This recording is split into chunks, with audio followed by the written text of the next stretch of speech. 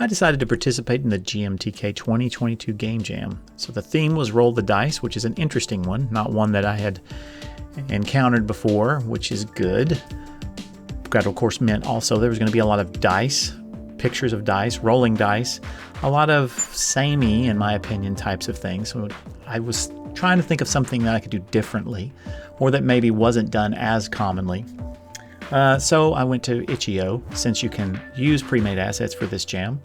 I started looking around just to see what I could find. I had a few that I thought might be pretty cool, like this Ninja Adventure asset pack.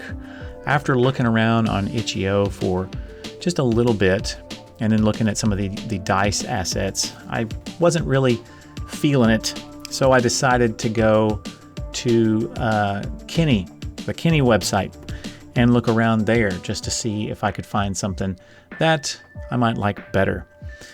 So I switched to the 2D section and just started kind of looking around to see if anything inspired me. Still looking for some kind of dice or something. So I continued to look through Kenny's assets here and seeing a few things that I thought might be cool, but ultimately ended up thinking, well, color is great and all, but the minimalist look that I wanted to go for, I wanted to do as few colors as possible.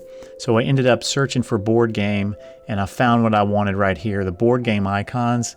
Notice that it does have the dice in it, as well as some other pretty cool stuff like these skull dice. There's my guy that I could use. I mean, it's all here, right? I mean, we got an enemy here, a couple of, maybe a sword as an enemy, just all sorts of great stuff right here. So with that, I decided I would download that and go with it. I was going to base this game off of an old prototype I had I called it Boxhead. Basically, it was just a box pushing game where I could just have this little guy and he could push boxes. And that's basically what you're seeing right here. It's not much code, but it had the very, very basics of what I was going to use to make this thing work. And you can see right here, it's this little piece. So here's where everything takes an interesting turn. Here is the final version for the GMTK Game Jam entry. The only problem was I screwed up my understanding of when the deadline was and ended up missing it by 30 minutes. But this is the state that the game was in whenever I figured that out. Basically what the game is you have these dice scattered around the levels. You have to kill all of the monsters to make the door open so that you can go to the next level. So the puzzle aspect of it is that the order in which you pick up these dice matters, because the dice, as you pick them up, they shift in from the left and they're pushed to the right. If you see the item slots up there, you see the one that looks like the sword, that's your attack.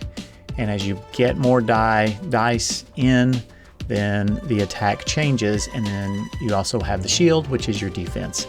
And whenever the monster hits that particular die that's in the defense slot, it will decrease the number of pips on it, and then it will shift over to the attack if there's any left over. So you kind of have to manage all of that. So it's a little bit of a puzzly game. I thought it was fun. And then you can see the green, at least at this point, was the life of each of the characters. If there was any defense, that was shown in blue, and then of course the attack was shown in red. But as this evolves, that does change. I liked the concept enough that I thought, you know what, I want to mess around with this some more, so I decided to work on it for the next couple of weeks. So, I had to fix a few bugs here and there. Here's one right here where the dice shifting doesn't work exactly right, especially whenever the monster attacks, and then the die for the defense is gone. It should shift over there. Doesn't do it exactly right. Ended up fixing that bug. And here's another bug. This is a dice duplication bug. I can bump up against a wall really fast and duplicate the dice. So I had to fix that one as well. Got that one all taken care of, and then continue to make improvements to the game. For example, you can see right here, the little heart icons or the health icons are now pulsing, and they're actually pulsing in time with, not in time, but they're pulsing more quickly or less quickly depending on how much life the character has. So that was, I don't know, some juice that started adding to the game.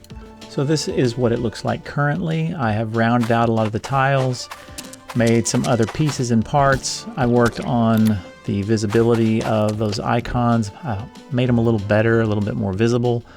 You can see I'm just kind of flipping through the levels, and if you see here, I have some, these are just debug raycasts, basically, so I can see when these enemies see me, because I've been dealing with an interesting bug, which is, it's basically an engine bug.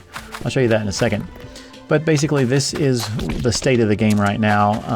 I removed the color here from the attack die slot and then the defense die slot. I have a little icon now that kind of shows whose turn it is and what level that you're playing on. So that's pretty much the game as it stands right now. Okay, so here's the bug that I'm currently dealing with.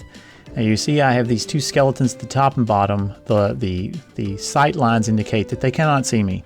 And this block at the corner right here, that bottom corner right there, right before my player comes out, it's just a standard block. It's not mirrored, it's not flipped or rotated. You can see they cannot see me right here, which is exactly what I want. And then when I step out, both of them will be able to see me. As you can see, that works fine.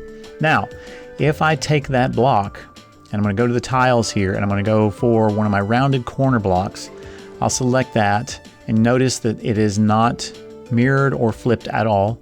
I'll click on that, and what I want to do is put that there, but what I need to do is flip it vertically. So I do that, put it there, and I will go to the tile resources here just to show you that this particular block, the collision on this block is exactly the same. It's a complete square, just like the other, or the regular block, just a square just like that. The only difference here is that it's flipped. And so we'll go and run that, and we'll go back to the same level and watch the guy at the bottom. As soon as I get to that very opening, he sees me immediately. So it has something to do with that flipping and rotating of these tiles. Somehow does something to the collision shapes such that these raycasts aren't working exactly right. And just to be clear, you can also do the same thing with just the plain old block that I had there at the beginning. If I flip that block in any way, that skeleton at the bottom will see me. So I'm hoping that that bug gets fixed somehow, or that something, I don't know, either I can figure something out. I hope to release this game on Steam and or on itch.io for a small price, because I think it's pretty fun, and if you're interested in any more of these devlogs, just let me know in the comments below. Thanks for watching.